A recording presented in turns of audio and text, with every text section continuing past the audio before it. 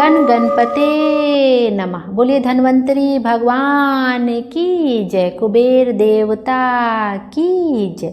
आइए आज के वीडियो में जानेंगे धनतेरस का पावन पर्व किस दिन मनाया जाएगा, 18 अक्टूबर को या 19 अक्टूबर को। इस बार धनतेरस को लेकर बहुत ही कन्फ्यूजन बना हुआ है कि धनतेरस का पर्व किस दिन मनाना उचित रहेगा, 18 अक्टूबर को या 19 अक्टूबर को। दिवाली का त्यौहार धनतेरस से ही शुरू हो जाता है, जो हर साल कार्तिक मास के कृष्ण पक्ष की त्रयोदशी तिथि पर मनाया जाता है। और इस बार त्रयोदशी तिथि 2 दिन व्याप्त हो रही है, 18 अक्टूबर को और 19 अक्टूबर को। इसी वजह से ये डाउट बना हुआ है।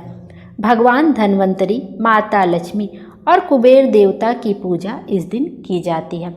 एक बार भगवान विष्णु ने जब वो माता लक्ष्मी को किसान के घर से लेकर जा रहे थे, तो किसान ने भगवान के चरण पकड़ लिए और बोला कि मैं लक्ष्मी जी को छोड़ नहीं सकता हूँ, मैं लक्ष्मी जी को जाने नहीं दूंगा। तब भगवान विष्णु ने धनतेरस की पूजा उस किसान को बताई थी। तब से ही धनतेरस की पूजा, धन्वंतरी भगवान का पूजन धनतेरस के दिन किया जाता है। धन्वंतरी भगवान विष्णु का ही स्वरूप है।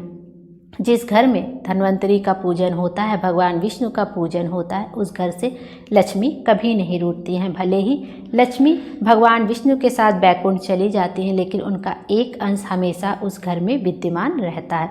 तो आइए हम भी जानते हैं कि हमें धनतेरस का पूजन किस दिन करना है।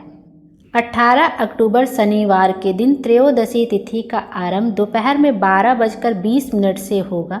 वहीं 19 अक्टूबर को रविवार को दोपहर के 1:52 पर त्रयोदशी तिथि समाप्त होगी। शास्त्रों के अनुसार जिस दिन प्रदोष काल में कार्तिक कृष्ण त्रयोदशी तिथि लगती है, उसी दिन धनतेरस का त्यौहार मनाने की परंपरा है। ऐसे में 18 अक्टूबर के दिन ही धनतेरस का पावन पर्व मनाया जाएगा। वैसे 2 दिन धनतेरस माना जा रहा है, 18 अक्टूबर को भी और 19 अक्टूबर को, क्योंकि त्रयोदशी तिथि अगले दिन 19 अक्टूबर को भी 1:52 तक है।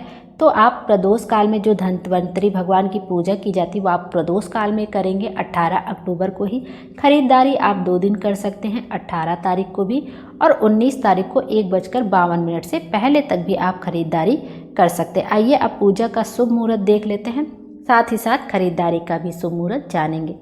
18 अक्टूबर शनिवार को प्रदोष काल का शुभ मुहूर्त रहेगा आपको शाम को 4:48 से लेकर शाम के 6:18 तक का समय पूजा करने के लिए सबसे उत्तम रहेगा। और बाकी धनतेरस की पूजा प्रदोष काल में शुरू हो जाती है। प्रदोष काल का समय वह होता है सूरज अस्त होने के 45 मिनट पहले से लेकर जब सूरज अस्त हो जाता है उसके 45 मिनट बाद तक का समय प्रदोष काल कहलाता है। तो धनतेरस का पूरा दिन ही शुभ होता है, तो आप जब चाहें प्रदोष काल से आप पूजन कर सकते हैं, यदि आप शुभ मुहूर्त में नहीं कर पा रहे हैं तब भी। आइए धनतेरस के चौघड़िया मुहूर्त देखते हैं। पहला मुहूर्त है चल चौघड़िया, दिन के 12:06 से लेकर 1:31 तक। लाभ चौघड़िया दिन के 1:31 से लेकर 2:57 तक।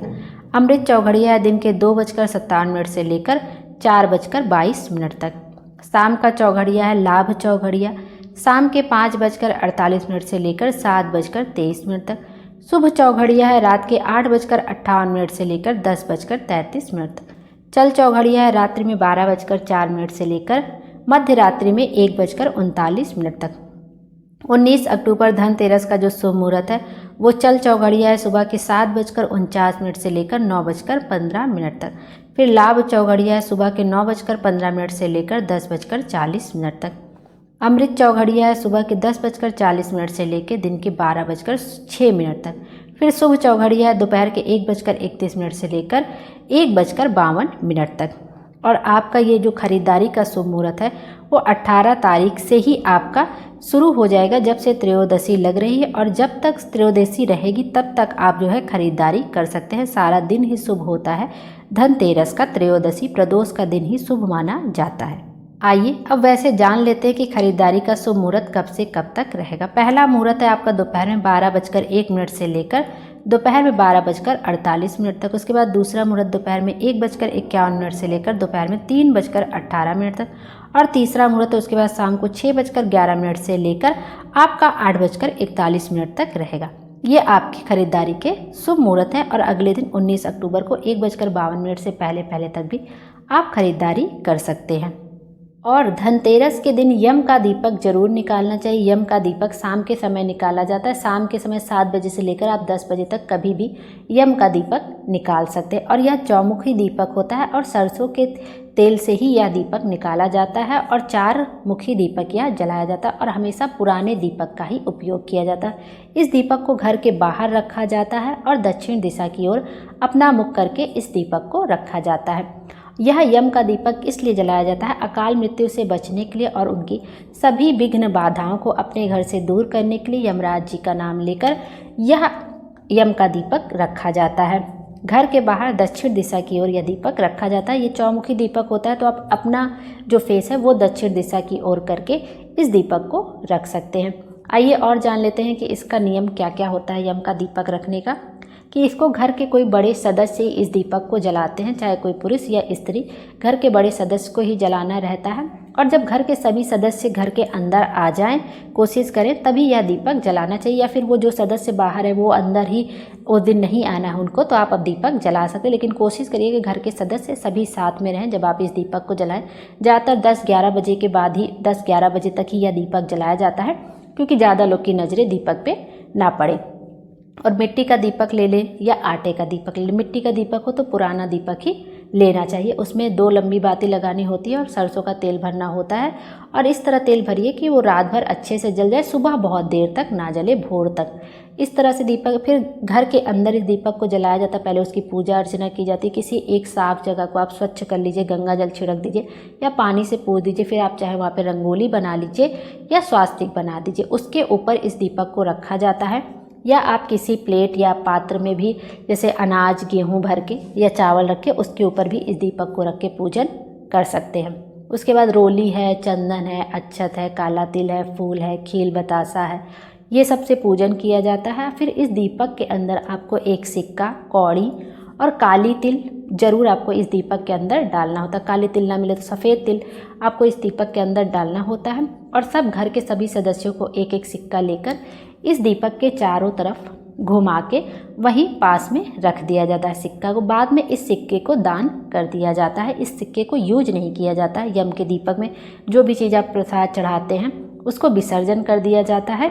लेकिन घर में किसी को वो चीज़ें खानी नहीं चाहिए, उसका उपयोग नहीं करना चाहिए। उसके बाद जब इस तरह से पूजन हो जाता है तो दीपक को बाहर ले जाके घर के बाहर मेन गेट पर रखा जाता है। यदि आपका घर फ्लैट वाइज है तो फ्लैट के बाहर आप रखेंगे, और यदि बहुत बड़ा घर है, बाहर गेट वगैरह बना, तो आप उसके बाहर दीपक को रखेंगे। दीपक को रख दिया जाता है। अपना फेस दक्षिण दिशा की ओर करके फूलों का आसन देकर या गेहूं का आसन देके आपको यह दीपक रखना होता है। और दीपक रखते हुए आपको जल का आचमन दे देना होता है और विनती करनी होती है कि हमारे यहाँ कभी भी कोई विघ्न बाधा ना आए, कोई दुख परेशानी ना आए। फिर दीपक को रख के प्रार्थना करने के बाद आपको घर के अंदर आ जाना होता है। उसके बाद घर के बाहर नहीं जाना होता। और दीपक रखने के बाद दीपक को बार बार पलटकर देखा भी नहीं जाता है। वैसे तो दीपक को आपको पलट के देखना ही नहीं है। आप दीपक रख के घर के अंदर आ जाए। जब सुबह ये दीपक ठंडा हो जाए तो इसको घर के अंदर नहीं लाया जाता है। घर के बाहर ही बाहर सब चीज़ जो आपने चढ़ाया है, दीपक है, सब विसर्जन कर दिया जाता है। इस तरह यम का दीपक जलाया जाता है। और यम का दीपक जलाते समय इन विशेष बातों का भी ध्यान रखना होता है कि पलट कर नहीं देखना चाहिए। हमेशा पुराने दीपक में इस दीपक को जलाया जाता है। आइए जानते हैं कि धनतेरस के दिन क्या चीज़ खरीदना बहुत ही शुभ होता है। इस दिन आपको झाड़ू जरूर खरीदनी चाहिए, खड़ा धनिया जरूर खरीदना चाहिए, हल्दी की गांठ अवश्य खरीदनी चाहिए और मिट्टी के दिए आपको ज़रूर से ज़रूर खरीदना चाहिए इस दिन। और धनतेरस के दिन 13 दीपक जरूर जलाने चाहिए। मिट्टी के दिए अवश्य जलाने चाहिए और 13 दीपक जलाने चाहिए घर के हर कोने में। एक दीपक आप तुलसी माता क्यारे के पास रख दीजिए, एक बेलपत्र के पास रख दीजिए, एक पीने वाली जगह के पास रख दीजिए, एक किचन में रख दीजिए, जहाँ पे आप अनाज भर के रखते हैं वहाँ पे रख दीजिए, लैट्रिन है, बाथरूम है, घर के एक कोने में 13 दीपक आपको जला देना होता है। धनतेरस के दिन से ही सबके यहाँ दीपक जलने लगता है। और दीपक हमेशा लंबी बाती का जलाइएगा। जो लंबी बाती का दीपक होता है वो लक्ष्मी जी के लिए जलाया जाता है। तो हम सब लक्ष्मी जी के आवाहन के लिए ही धनतेरस की पूजन करते दीपक जलाते हैं। तो लंबी बाती का दीपक जलाइएगा। और इस दिन कोई ना कोई बर्तन जरूर खरीदा जाता है। जरूरी नहीं कि आप सोना चांदी ही खरीदें। सोना का भाव वैसे भी बहुत ज़्यादा बढ़ गया है, तो सोना चांदी जिसकी क्षमता हो वो खरीद ले, नहीं तो आप कुछ भी खरीद सकते हैं। एक छोटा सा चम्मच भी आप खरीद सकते हैं जो कि बहुत शुभ होता है। तो ये कुछ चीज़ें होती है जो ज़रूर से ज़रूर हमें धनतेरस के दिन खरीदनी चाहिए। माता रानी की जो कौड़ी होती है, गोमती चक्र होती है, वो सब भी आप खरीद सकते हैं। और इस बार धनतेरस शनिवार के दिन पड़ रहा है, तो शनिवार के दिन तेल नहीं खरीदा जाता, इस बात का ध्यान रखिएगा। और साथ ही साथ लोहे की कोई वस्तु खरीद के मत ले आइएगा। यह थी आज की वीडियो, उम्मीद है आपको पसंद आई होगी। Thank you.